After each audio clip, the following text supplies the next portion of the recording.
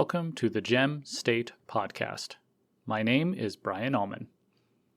This morning, I sat down with Wayne Hoffman, the president of the Idaho Freedom Foundation, for an interview. We talked for nearly an hour about the IFF and their scores they give to legislators based on the bills they vote on. We also talked about how this information can help voters hold their elected officials accountable, as well as how we can take control of our state from the establishment and special interests who have been running it for a while now. Without further ado, here is my interview with Wayne Hoffman. Good morning.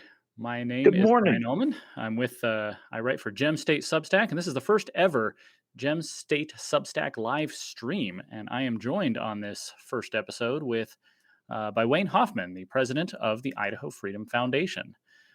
It's a pleasure to have you here, Wayne. I appreciate you making the time, and I'm looking forward to an interesting discussion. Sure. Thanks for having me, Brian. Wow, what an honor to be on your inaugural test subject. Test subject, indeed. It's I'm learning a lot about how this works, but if it goes well, then I expect to do more events like this in the future. So, what? For the audience, I suppose, tell us about yourself, how you got involved with the cause of freedom, and how the Freedom Foundation does its work. Oh, that's a long question. So I'm the president of Idaho Freedom Foundation. We started the Freedom Foundation at the end of 2008.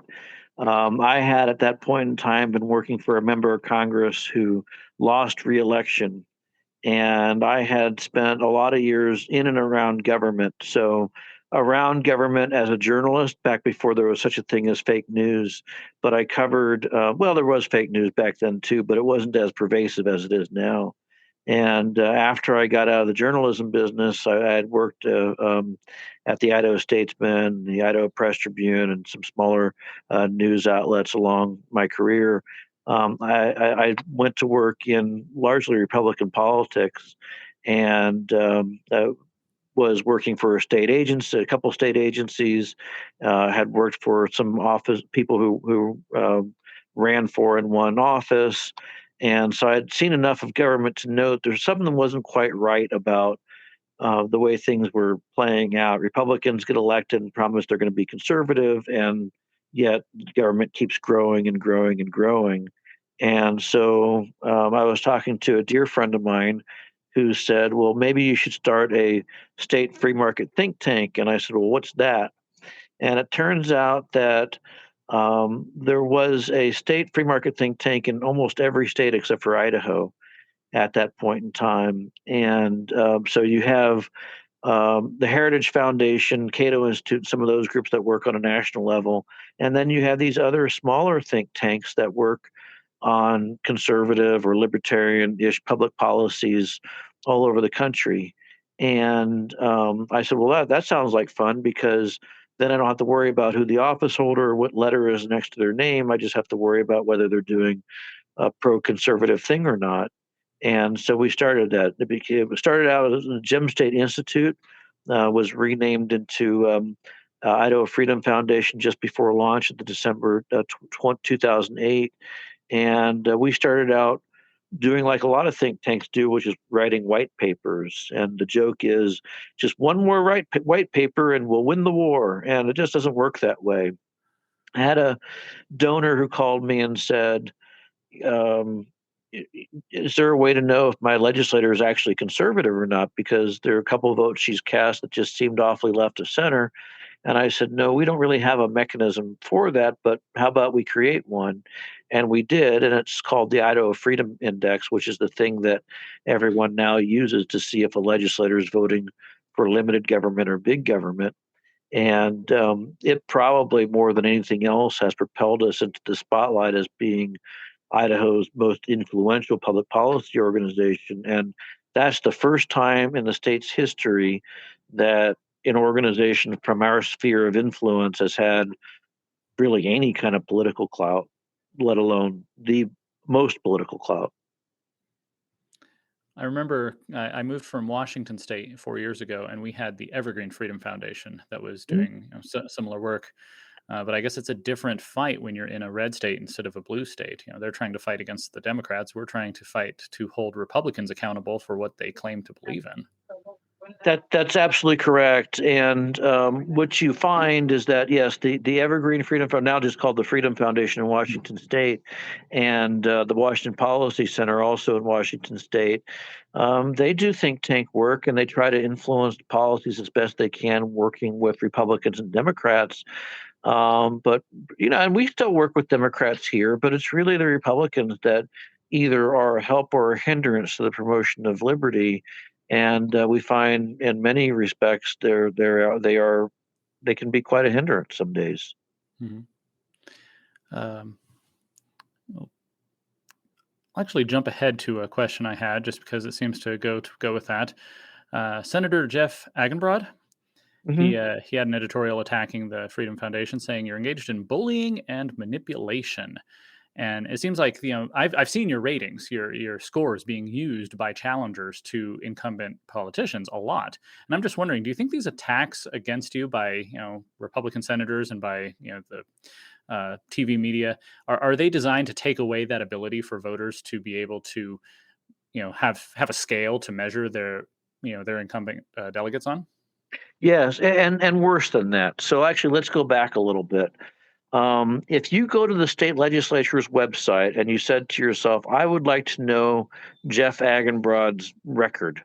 I just want to look at Jeff Agenbrod's record. You actually can't do that. If you go to their website, there's no way for you to look at the record except for to click on every single bill that's been introduced, seeing if it was voted on, and then tallying his yes and no votes.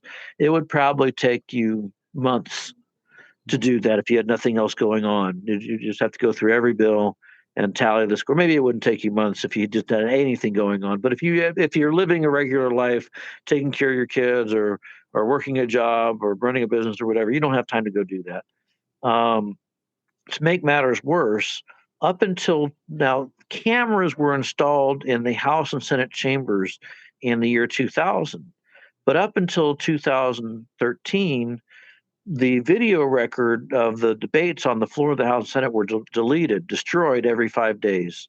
So you'd have the video created on a Monday, it was deleted on a Friday.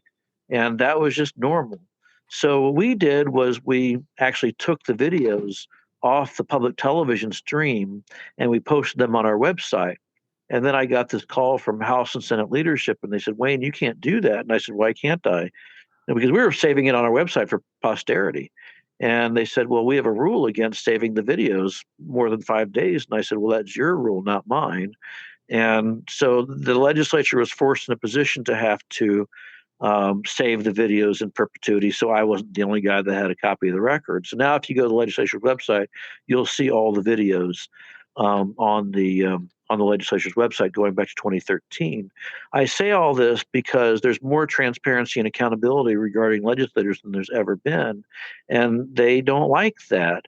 So when you look at Jeff Agenbrod's voting record, you can argue that the Freedom Index is all wrong, that we somehow we don't score the 300 bills we look at correctly. We've gotten them all wrong or mostly wrong. Okay. All right, well, that's fine. Then how do you explain that Jeff Agenbrod votes with the most liberal Democrat 90.7% of the time? I'm not making that up. That's not something I just created. That's a fact. And I can tell you that it's not because Idaho Democrats are especially conservative. They're not. They're very left of center. And so it begs the question, what's really going on here?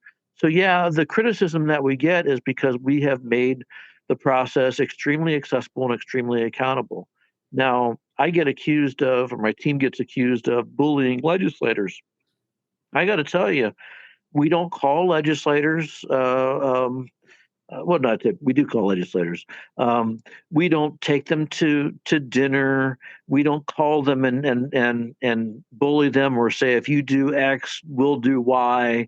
There will be repercussions for your votes. We don't do any of that stuff. All we do is present the facts. We present the votes, and we do that. We present the analysis of the legislation. We do that before any House or Senate floor vote. So it's completely transparent. And the other thing is, you can see how we're scoring a bill. You can see why we're scoring a bill a certain way.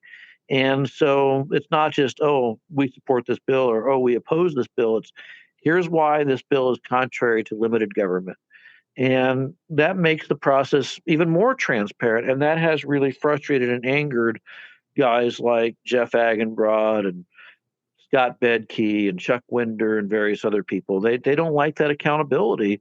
They loved being able to go back home to their constituents and say, I vote pro-life, I vote pro-gun, I'm a conservative. Well, okay, that's good. I'm glad you do those things.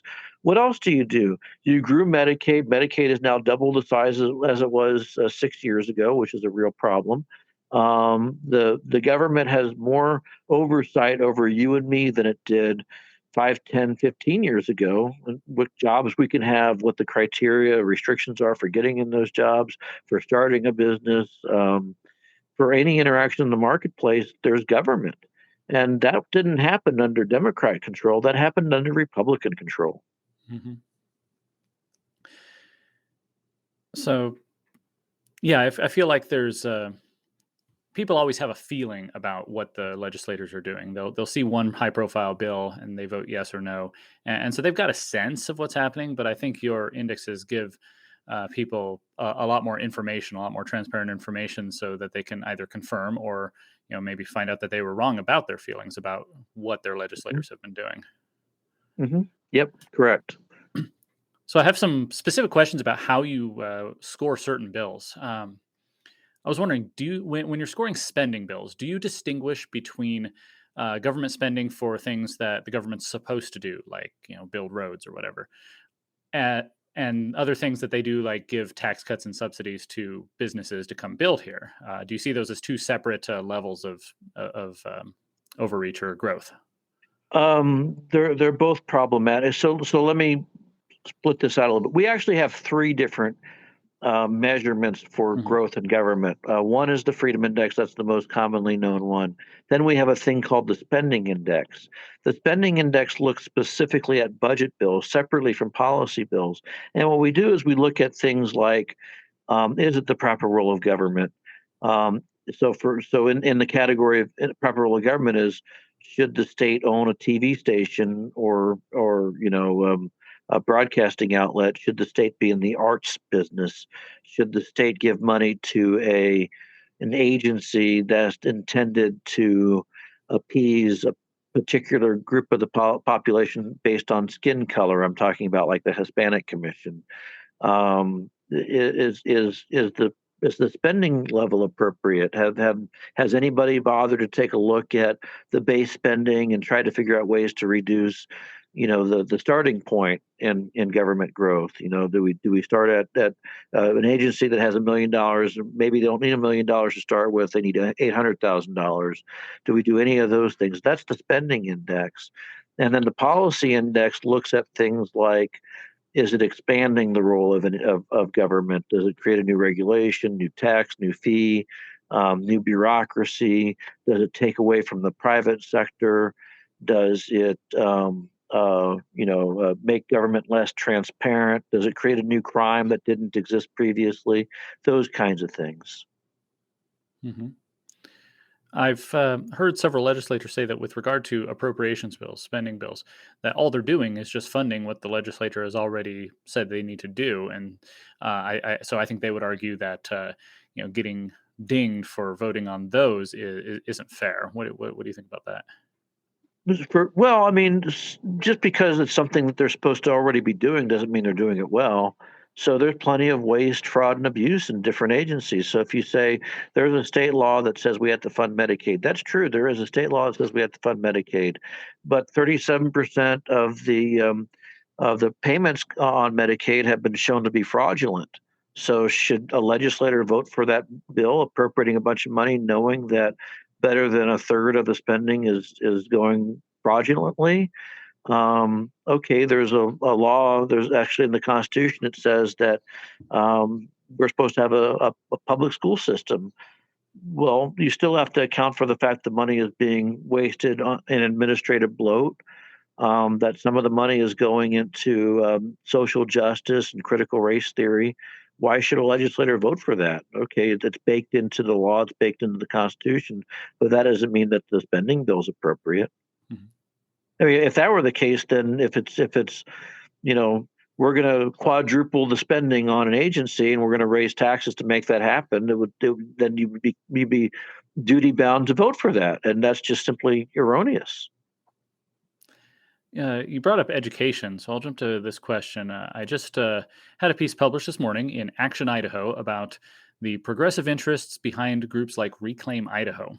And I know there's other groups like that, the Idaho 97, Take Back Idaho, etc. What do you think of all these groups that are coming from the left, but they're trying to present themselves uh, as common sense conservative? And in the case of Reclaim, they want to, they're trying to get a petition to raise more spending, raise taxes for education. Well, it's obvious who they are and what they are. Reclaim Idaho is a leftist organization funded by out of state big labor dollars. They're probably now getting out of state leftist education support. I wouldn't be terribly shocked to see Soros or Bill Gates behind their funding either at some level. And that's why they want that stuff. They're not common sense conservatives. They're leftists. That's exactly what they are. And what the left is tending to do in Idaho over many years is confuse the language. So if you're a conservative who votes for limited government, things that are in the Republican Party platform, you're an extremist. You're not even far right anymore. That's the language they used to use. Now they call you an extremist. If you're a legislator who votes for who's strongly against big government, except for when you're not, which is all the time, then you're a common sense conservative, which means that when presented with an idea to grow government, you're kind of okay with it, as long as the justification is good enough from the special interest groups or the agencies. So they're all being very disingenuous. They're throwing those names around, those labels, but we all know exactly what they are. Conservatives are people who vote for limited government, period, end of sentence. They don't equivocate on it. It's one of the reasons why when we do the Freedom Index, we don't judge programs whether they're good or bad, whether they're needed or not needed, because everybody's going to justify the creation of a program, right? Every bill that was ever introduced in the legislature has somebody who thinks it's a great idea. No bill has ever been introduced that people didn't want for some reason or another. They all justify it as being the right choice. So I don't judge whether a program is good or bad. I'm just judging the fact that it's being created, or whether a regulation is good or bad. I'm just saying, here it is, it exists. So if you have the question is whether you have a propensity to do that all the time. Even the most conservative legislator is going to vote for some expansion of government every now and then. They just will. They might support a fee increase or something, or they might say, well, this is a needed regulation for whatever reason. Okay. I mean, the question is whether you do that all the time. And the answer is that most legislators do it all the time. And it doesn't matter whether you're a Republican or a Democrat, you do it all the time. And so these folks that are coming out and they're saying, oh, we're supporting the real conservatives, they're not. They're supporting the old cronyists, the old Republicans, the old establishment people who loved it when agencies would walk in the door, or a special interest group would walk in the door, and whatever it is they wanted, they got. So it doesn't. I hear people call your organization libertarian, and I've heard you push back against that a little bit. So it's not necessarily your scores reflect how good the government programs are. It's just like you said that they exist, and so it gives you a measure of if somebody's 20% on a score, then that means they're always voting to grow government and raise taxes and expand their influence. Whereas if somebody's 90%, they're probably pretty good, right? Yeah, the libertarian thing is a false narrative, and it's a false narrative concocted by the news media because they've made these distinctions, and then we've tried to box ourselves into the distinctions. I would tell you that if you look at on a linear scale from radical leftist, Marxist, socialist, communist, or whatever to anarchist, where you don't have any government, there are libertarians that describe themselves as anarchists on that scale. Um, but most libertarians actually just believe in some measure of limited government. Some believe that you shouldn't pay for police and fire stations. I don't necessarily agree with that, but there are those out there who have that belief. But what we're the distinction is one concocted entirely by the news media, and we're supposed to go along with that. That they're the ones who are trying to make this distinction. All we are is an organization that believes in limited government, and sometimes that limited government philosophy, it always falls in the conservative spectrum, I think. But sometimes you pick up libertarians too who happen to agree with those same philosophies. But it's a narrative that doesn't accurately capture the truth, which is we're just an organization that supports very limited government. And we recognize the fact that government is growing all the time. If you want to put a label on that, I guess, but what's wrong with saying limited government? Um, that's what it is: free, limited government, free market, free society. Giving, respecting constitutionally protected, meaning God-given rights. Mhm. Is that libertarian? Is it conservative? I think it's exactly what I described it as. Stop trying to put some weird label on it. I think I get frustrated with all the labels because it, either you lump yourself in with a giant group that everybody has a different opinion of, or you define it down so narrowly that it just represents yourself. Right, but if I said, you know, I like broccoli and cheese, you wouldn't say, well, he's a broccoli and cheesist. That's clearly all he's about. No, I just that's just one of the things that I happen to like eating. Stop trying to label it for what it is, or for what it's not. The reality is that we are a think tank, and one of the things that we research is growth of government, and we measure it. And so when we measure a bill and it says it's growing government, then we note that, we score that, if you will. And is that a libertarian thing to do? Is it a conservative thing to do?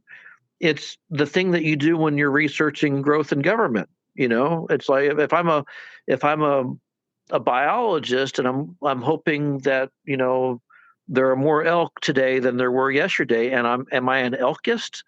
No, I'm just a guy who studies this stuff and tries to research and report what it is I've discovered, and then you get to decide what to do with that. That's all. It's interesting your scores, compared to say other organization scores because the way you're explaining it, they're very quantifiable. Does Right. it grow government or not? It's not like your opinion's getting in there. Well, I think this is a good bill because I feel I support the issue. That's precisely the point. So people will call us all the time, and we always say, "Look, I've got 4 or 5 analysts looking at legislation, and there's 300 bills. We look at more bills than anybody in the state, organizationally or in the legislature, because there are some bills that don't pass one body or another, and doesn't pass committee or whatever. We look at all those bills, and so we're bound to get. I think the number every year is like 3 bills wrong, 3. So that's 1%. And we'll go back if we get something wrong. Somebody calls and says, "Hey, you've misread this bill." We'll change it, but we'll change the rating and we'll correct the score because we want to be accurate. But when somebody calls and says you've misscored a bill, you've misrated it, the question I always ask is, well, is the analysis wrong? Because the analysis is wrong, then we've got something. But if the analysis is correct and you're just angry because we've scored a bill negatively because you like the bill and it does the thing that you want it to do, that's another issue entirely. I'll give you an example. There was a bill last year that it said that if you have a fence line that has fallen in disrepair, then you're subject to criminal sanctions. I think it was a misdemeanor of some kind. Um, and I and the bill supporters called us and said, well, why do you have that bill rated this way? That's wrong, and here's why. If a fence falls in disrepair, then the cows are going to get loose and they're going to get on my property and they're going to, damage the property, and that's what we're trying to stop. And I said, well, it sounds like that's the law that you should write. Then you should write a law that says if somehow you damage my property, then you should be penalized for that, and that's a legitimate application of government power. But just because a guy's fence is falling in disrepair and now he's subject to a misdemeanor, that's a new crime, and I can't ignore that. That you like the bill, I get it. You're trying to solve a problem, but solve it in a conservative way without growing government and creating a new crime that goes on a record because a guy's fence fell down. Another example is a friend of mine called me and said, Wayne, we have this great program. We're increasing the fees for it, and you should support the bill because it's a great program. What's the program? It's the snowmobile program. And basically, it increases the fees for the registration sticker if you're registering a snowmobile in Idaho. It's like a 20% increase or something. And I said, well, we always rate every bill. Doesn't matter what the legislation is. If it's a fee increase, it's a negative rating. That's all it is. If you call me and say it's a wonderful program, everybody has a wonderful program. Everybody has an excuse for some program that they think is doing a great job that the fee should be increased. But whenever you do that, you're taking money out of the economy, you're taking money out of people's pockets. And maybe you'll want to do that from time to time. I don't know.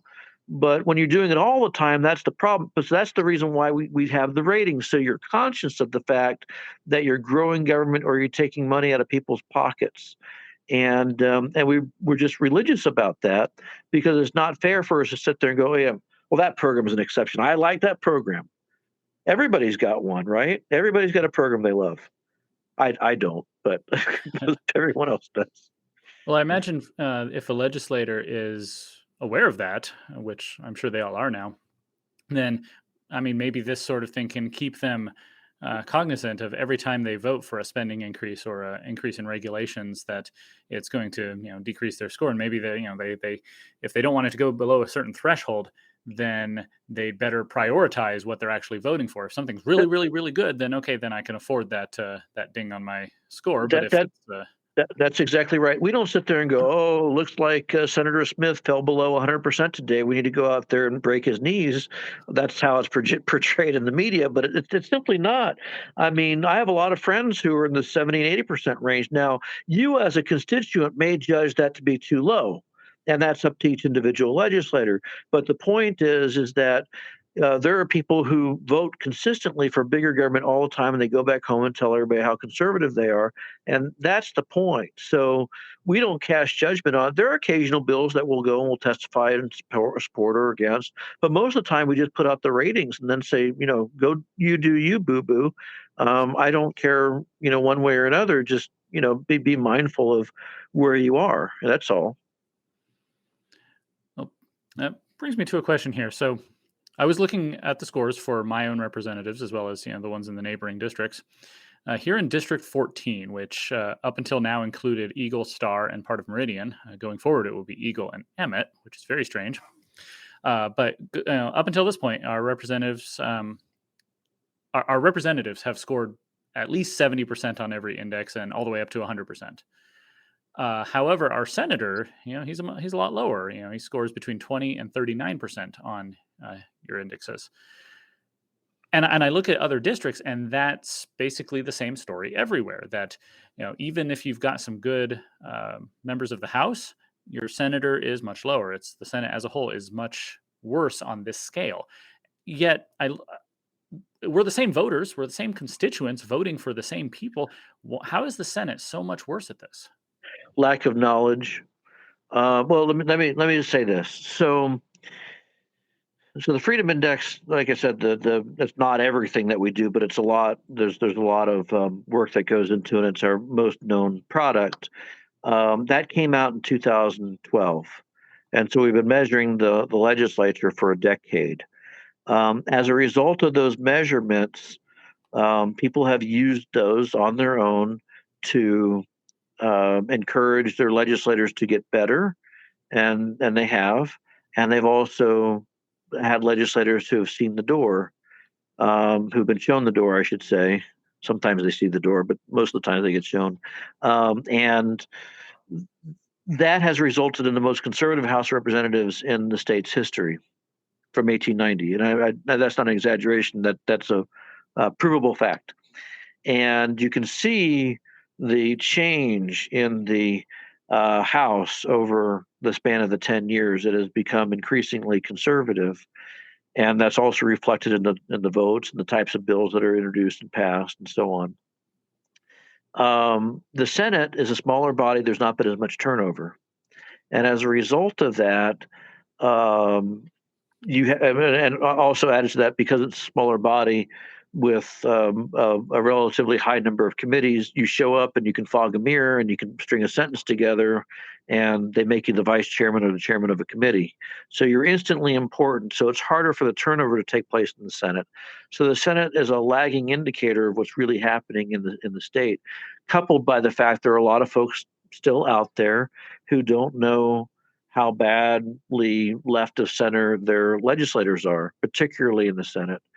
And so that has led to a lot of a big schism between House and Senate, and between the voter reaction to them. I think it's changing. I think this year, we may see existence proof of that. It could be wrong. But I think there's a lot of noise on the ground that I haven't heard in previous years about the performance of the state Senate in particular. Well, hopefully we will see some change. There's a lot of challengers out there who, for both the House and the Senate, and I see a lot of them using the three index scores against their opponents. Now, whereas incumbents have a record that you can judge, you can we can all judge it. You can evaluate it based on your criteria. Challengers can come in and say whatever they want. So, challenger can say, well, the person I'm running against has an 80% score, but if I was there, I'd have 100%. Right. I'd vote on all of those things. How should voters go about evaluating challengers who don't actually have a record, just promises? Yeah, that's more challenging. But what I tell everybody is that then you have to do a lot of your own homework. Now there are voter guides that get put out and candidate questionnaires that get out, and certainly the ones that are in the news media they're all leftist questions, so those aren't very helpful. But there are different interest groups who ask a lot of different questions. Um, the challenge is that individual voters have to be more mindful of things that are not just surface deep. So typically, a voter will go up to a candidate and say, "Oh, you're running. What party are you running? Oh, I'm a Republican. Oh, wonderful.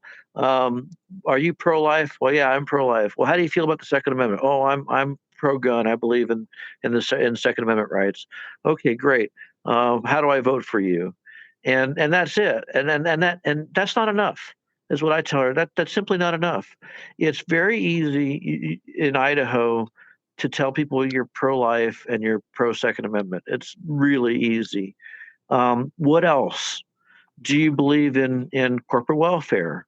You mentioned corporate. We didn't get background to that, but do you believe that big businesses should get incentives to move to Idaho?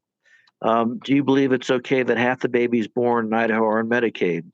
What would you do about the fact that taxpayers are forced to subsidize Idaho government television and national public radio?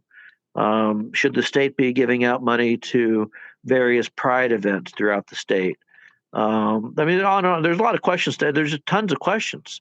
What should we do about? Do you believe critical race theories in our K through 12 and higher education system? What would you do about it if you're elected? Those are questions that are way deeper, and it takes more time and it takes a lot more studiousness. There are a lot of folks who are upset about the mask mandates, vaccine mandates, shutting down businesses in 2020. And what they don't recognize is those laws were passed a long time ago. They're just being used now. And that's what happens is every day there's always an excuse for growing government. government is a lot larger than it used to be at the helm of Republicans. And so there's a reason for that. It's because you're electing folks who are only, an inch deep when it comes to their conservative principles. They're good on the stuff that's easy. So what happens is they actually vote pro-life, vote pro-gun, vote for bigger government, and they're getting checks from the teachers unions and from the big pharma and developers and all these other special interest groups, and they're not interested in limited government. They're just interested in those two issues that get their constituents off their back. It's up to voters to ask really hard, deep, probing questions. I've been noticing with a lot of the races that there is a lot of single issue organizations and PACs that are out there.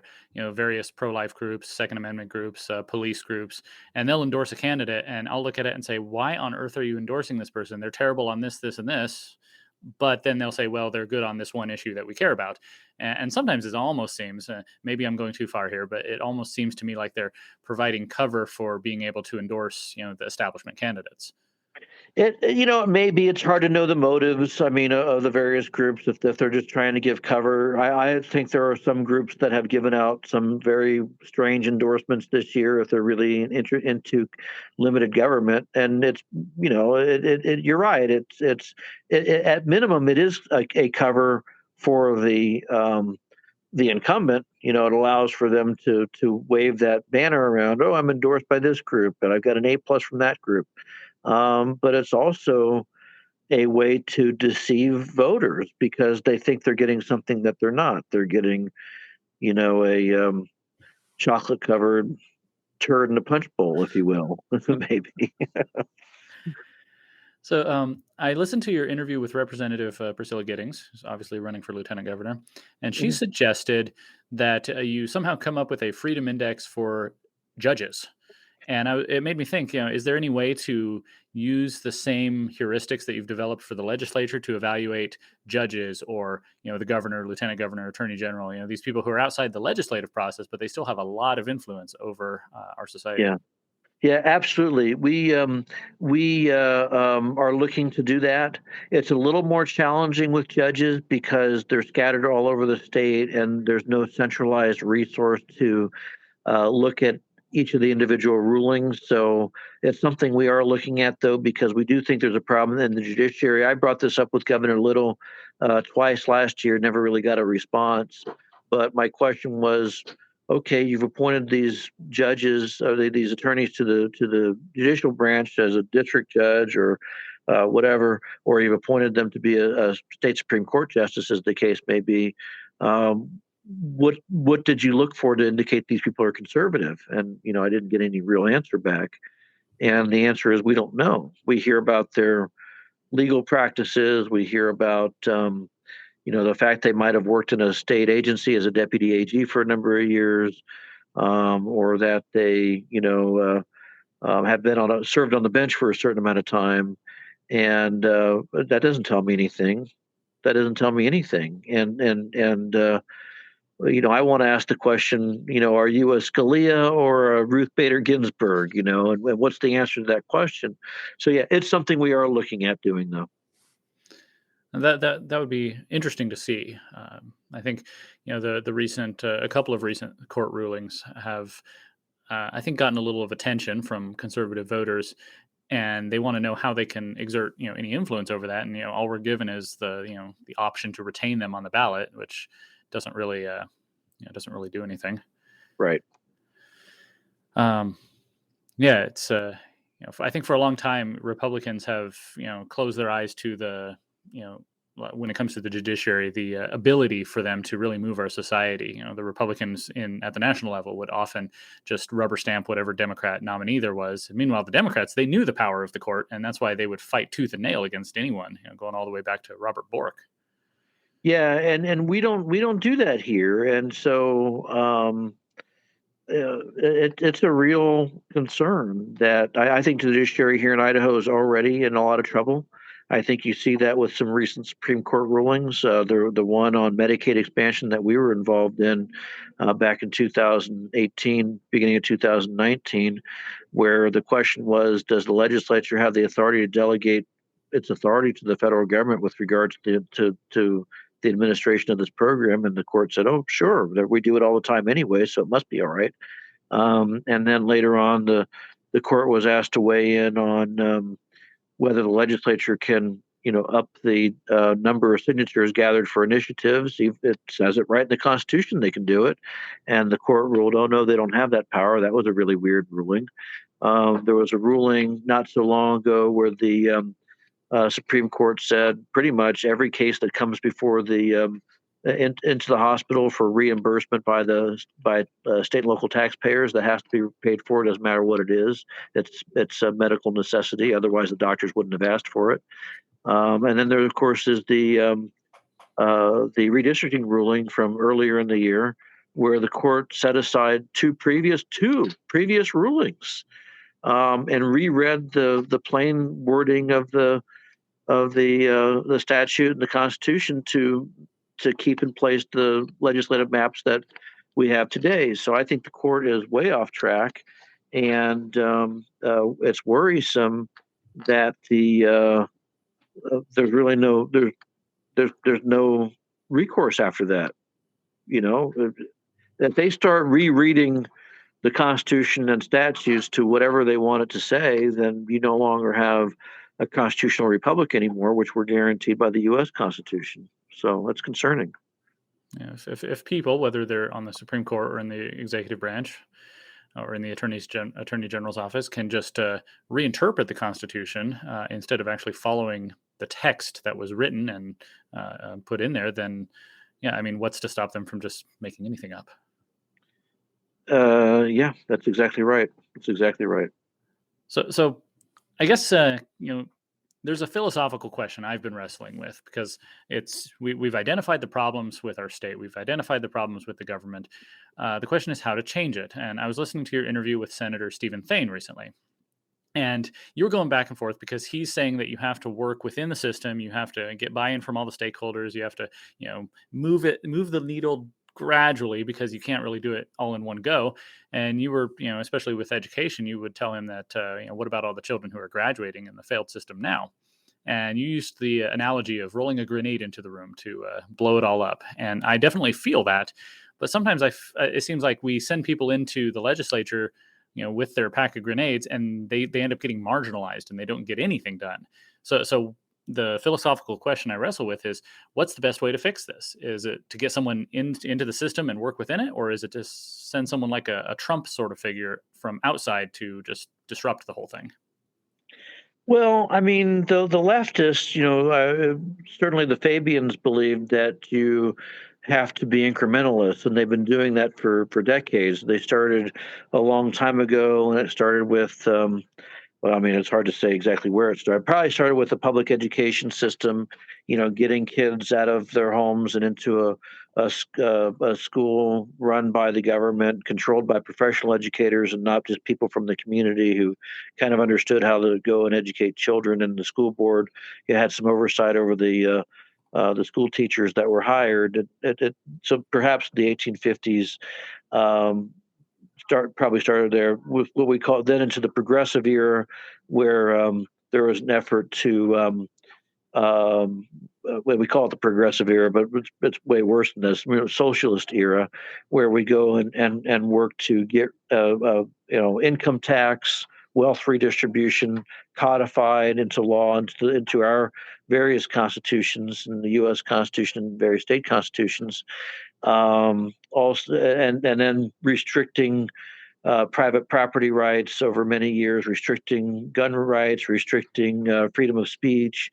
It's all been very incremental, right? I mean, now when Obamacare came around, and people were compelled to buy health insurance, what was the constant response to that? It was, well, you're already made to buy auto insurance, so that must be okay.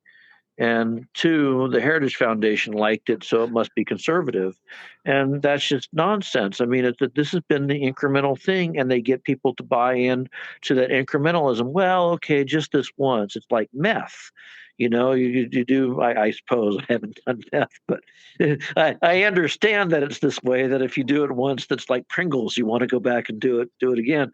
But that's the way government is, and also the Federal Reserve Banking, which put a lot more money into the system, which allowed for there to flow more money into government, which expanded socialism. So I mean, there's a lot of different things that have happened over many years. The left loves incrementalism, is what I'm trying to say. I think the right loves strong conservative principles, and they want people to hold to those values, and they really want to see people who are emphatic about those beliefs. That's why Trump was well loved. That's why Reagan was well loved. You'll notice the interim presidents, the Republican presidents, haven't been so well loved. George W. Bush, George H.W. Bush. And the candidates for the Republican nomination, the Republican nominees in presidential races who weren't, die-hard conservatives. I mean, people still talk about Barry Goldwater to this day, right? But people don't talk about other Republican contenders, but John McCain and Mitt Romney will soon be forgotten as Republican nominees for president. I sometimes forget that they ran for president myself, that they were the nominees, because they are completely forgettable figures with completely forgettable track records, with a completely forgettable agenda. They're indistinguishable from leftists. So I think the socialists, the communists, the Fabians, the various the Marxists, they all angle towards incrementalism. That's their shtick. But conservatives should fight tooth and nail for limited government and all manner of government. They've allowed this to take place, and then so it's like Medicaid. Okay, Medicaid is pure wealth redistribution, pure socialism, right? But people on our side go, well, what if we put a work requirement in? So you mean if a guy mows my lawn, then he's allowed to sleep at my house? Is that how this works? I don't understand the metaphor here. It's either socialism or it's not. It's either wrong or it's not. And I'm not going to equivocate on that. And I think if you're a conservative and you believe socialism is bad and wrong and corrupt and perhaps even detrimental to the well-being of country, you should just be against it, not try to accommodate it. Well, the problem I see is that the conservative voters, we're like a trailer attached to the left-wing truck. We're always moving. It's hard enough to get a conservative voter nowadays to support ending a government program from just 5 years ago. The Republicans in Congress couldn't even undo Obamacare, much less go back to before the Great Society, go before the New Deal, go before the public education. It seems like a very tall hill to climb. So would incrementalism work in that case to slowly start taking back? You're proving my point for me, though. The people that we've elected who claim to be conservative aren't really conservative. Otherwise, getting rid of Obamacare would have been easy, right? And how many times did the Republican Congress vote to repeal Obamacare until suddenly they had a Republican president and suddenly they weren't able to do it anymore? So they did it for show. They did it to deceive their voters, and then when their vote had consequence, they said, "Oh no, that we can't do that." And then they roll, John McCain into the Senate, and he puts his thumb down and says, "We're not doing this. This is wrong." That tells you exactly where you are. And the same thing. I had a bet with Stephen Thain in 2011. Because at the time the state was going through a recession. They didn't really want to raise taxes, but they didn't want to cut programs. And so Thain suggested getting rid of kindergarten, because kindergarten is a useless government program. And I said, I don't see how this legislature is going to do that. Maybe they'll get rid of the Arts Commission. And we had a bet. Which would happen first? The Arts Commission, which is totally useless, serves no real function. You can do without it and everybody will still live. Or kindergarten, which doesn't really educate kids, it just babysits them, but has a bigger price tag. Which would the state legislature controlled by Republicans do first? And the answer is neither, because they simply won't do it because the Republicans in office are not conservatives. If they were conservatives, they would be willing to do it. They wouldn't flinch at it. And that's the reason why when people saw a guy like Reagan or a guy like Trump, they still celebrate it. To this day they're still celebrating Reagan. And I would argue that Reagan didn't do near as much as, as a conservative you'd want him to do. Maybe it was a function of having to work with a crazy out of control Congress with all the liberal Republicans and Democrats anyway. But look at Trump.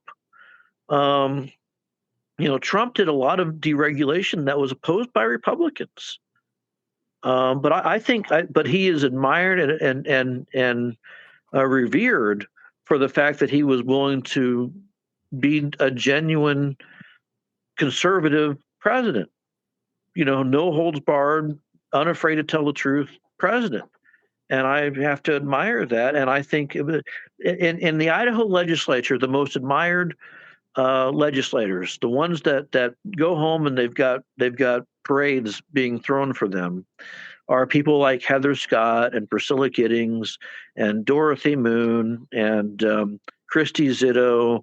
They're the Ron Nate. They're the ones who have been hailed as heroes because they're diehard conservatives. They recognize what they're there for, and they're not there to make the special interests happy. So I that's a long way of answering. I think incrementalism has worked for the socialists. It really has. And the Marxists and the Fabians and all that's their shtick. Incrementalism the world over has worked for those characters and has destroyed countries as a result. For the conservatives, we have to be all in on what we're trying to do. There's no equivocation. I'll just say this one last thing on that. There's no equivocation on constitutional rights. Who am I to say that a person's constitutionally protected, God-given right is something we can negotiate over? I can't do that, and I won't do that. Well, I think we have a Republican Party that's much further to the left than the Republican base, and yet we keep ending up with a lot of the same leaders. And we're seeing some turnover, but sometimes it just seems like it's not happening fast enough. Trump, when he was in office, he got a lot done, but then both parties joined together to destroy him. And I think we see that where it's like you send somebody in there, a Ron Nate or a Tammy Nichols, Priscilla Giddings, who is going to go in there and disrupt the system, and the system, both left and right and center and whomever else, it acts like they're a virus that must be expelled. Yeah, exactly. Because I suppose a virus is a good comparison, because there is this foreign body that has invaded this thing that has been well protected through various inoculations over many years. And the system is just designed that way. It favors the special interest groups. It favors the politicians who help those special interest groups out. It favors the bureaucracy. And when somebody shows up and says something, how many times I've talked to a legislator or committee chairman, and here's a policy idea, and the legislator looks at me and says, "Gosh, that sounds interesting. What does the agency think of that?" Well, how about who the hell cares what the agency thinks? Maybe the agency should just deal with it because that's the law that's been written. Mm-hmm. What they think is somewhat irrelevant. They just have to implement. And that's the distinction between, say, a guy, or no, I'll use Christy Zitto. I think Christy. I don't want to sound like I'm pitching for any candidate that's up for election, but Christy's not running again. So Christy doesn't care. Christy votes the way she does because it best benefits her constituent, not because it conveniences or inconveniences an agency, and that's very, very different. And the deep state we see at the top level, at the federal level, it's the federal bureaucracy, the employees and managers and policymakers who stay there for decades, no matter who's president or in Congress. I guess we have our own miniature deep state in Idaho, where the bureaucrats in the executive branch, the government employees, they're there no matter who we send to to the legislature, and their friends in the lobby groups and the big business organizations. They're there no matter what. And I think after a while they start to think that they're actually the ones in charge. Yeah, that's exactly right. Well, we're nearing the end of the hour, and I've very much appreciated your time. I mean, I could talk to you for hours more just about the Marxists and the Fabians. That's but that's a bit of a different topic. Is there anything else you want to tell us about the Freedom Foundation itself, or what you're doing, what you want people to know? Well, first of all, there's a lot of stuff that gets written about us in the press.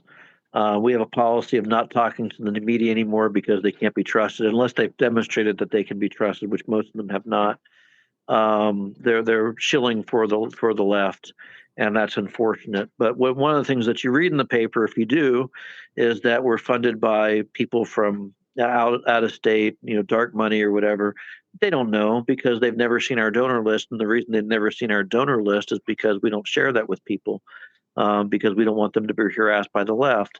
97% of our donors come from right here in Idaho, and they donate because they care about the work that we do, and they care about this country and the future of the country, and they see Idaho as a state that can make a difference in preventing the United States from becoming another communist or socialist hellhole, the likes of Venezuela or Cuba.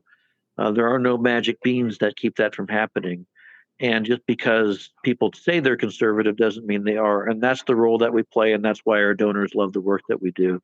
So I feel after 14 years of doing this, it's important whenever I can to thank the people who have made it possible, the ordinary Idahoans who write big and small checks to us and know that we're going to use every penny to fight for a free country. Going forward. So I appreciate the opportunity to do that with you today. Yeah, and I appreciate the conversation, and I appreciate everything you do to get that, to go through those hundreds of bills and try and quantify it in a way that it's easy for folks to understand. Because you're right, it would take months for any one of us to just go through and see exactly how our legislators voted on those things. Yep. Well, thank you for your writings too. I've enjoyed reading your stuff. Oh, thank you. I appreciate it. And I hope to keep doing this for a while. Yeah. And anytime you want us to come back on, me or anyone on my team, just let us know. Okay. Oh, I'd love that. Thank you. All right. Thank you, sir.